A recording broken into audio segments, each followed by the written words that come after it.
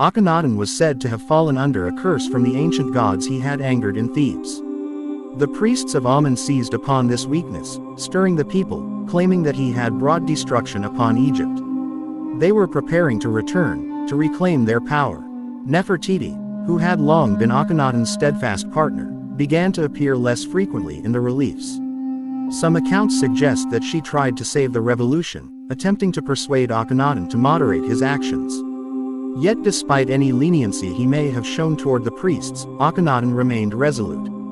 He believed that Aten would protect him, even as Egypt itself crumbled around him. One day, Nefertiti stood on the palace balcony, gazing upon Tel El Amarna, the city built for a dream, now eerily empty like a ghost town. She knew the end was near.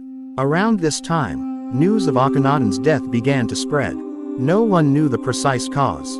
Some claimed illness, others whispered of a curse from the ancient gods, and still others spoke of conspiracy. What was certain, however, was that Akhenaten, the pharaoh who had dreamed of a single unifying light, had vanished from Tel El Amarna. No longer was there a voice praying to Aten, no longer a pharaoh standing beneath the sun's rays.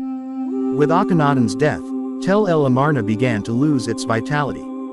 People abandoned the city, returning to Thebes or their villages.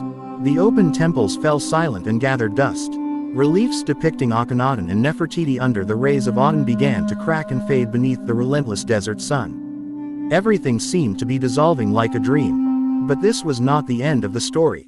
The priests of Amen, who had long awaited this moment, began to move. They plotted to erase Akhenaten from history, to obliterate his name, his dream, and his legacy forever. In Tel El Amarna, where Akhenaten's vision had begun, the end was approaching, but the shadows were preparing for a final blow. Thus, the story of Akhenaten began to fade. The light of Aten itself seemed to sink into darkness. What becomes of a pharaoh who falls, leaving behind a dream the world could not understand? In the heart of Tel El Amarna, Akhenaten faced his end, yet his story was far from over. With his mysterious death, his light faded, and the city that had symbolized his dream began to crumble. Even the desert sands seemed to conspire to erase his legacy. Yet the end was not merely the departure of a pharaoh, it marked the beginning of an eternal curse. With Akhenaten's disappearance, whether by illness or conspiracy, the shadows that had gathered around him took their true form. The priests of Amen, waiting in Thebes, moved swiftly. They knew that erasing Akhenaten from memory was the only way to reclaim their power. In the temples once closed by Akhenaten's decree, they gathered once more, chanting hymns to Amen and inciting the people to return to the old gods. In Tel El Amarna, the city slowly emptied of those who had come with Akhenaten's dream. The open temples that had reflected Aten's light fell silent. Dust settled upon the reliefs of Akhenaten, Nefertiti, and their daughter. Under the desert sun, the stone began to crack. The city that had once dreamed briefly now awoke to harsh reality. In Thebes, the priests of Amen launched a systematic campaign to erase Akhenaten. They ordered his name removed from inscriptions, statues bearing his likeness smashed, every temple built by him dismantled, every hymn to the sun destroyed. Even the memory, some saw in him a vision beyond his age, the idea of one god later echoed in other religions. Others viewed him as a heretic who weakened Egypt and left it vulnerable. One night, a 19th-century archaeologist stood under the Tel El Amarna sky, gazing at a shattered statue of Akhenaten, contemplating the inscriptions, trying to understand a pharaoh who defied his world. Sand surrounded him, yet the inscriptions told a story that would not die.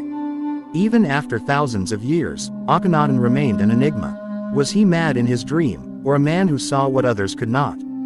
His legacy survived not only in inscriptions in a forgotten city, but in the enduring idea of one god, a concept that defied the traditions of his time. Despite the priests' efforts, his memory echoed through history. Some scholars believe Akhenaten influenced monotheistic thought in Abrahamic religions. How far his influence reached remains uncertain, yet his name persists as both legend and curse. Ultimately, Akhenaten was not merely a pharaoh. He was a man who dreamed of a single light, paying a tremendous price. Tel El Amarna, built as a symbol of hope, became a symbol of downfall. Yet beneath the sands, his story waits, ready to be discovered and understood. Akhenaten was neither prophet nor heretic, but a pharaoh who dared to change the world and left behind an enduring enigma.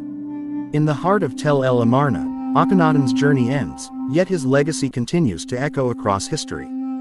The sun itself bears his name, and the question remains, what becomes of a dream once buried by time? Here lies the conclusion of Akhenaten, but not the end of his story.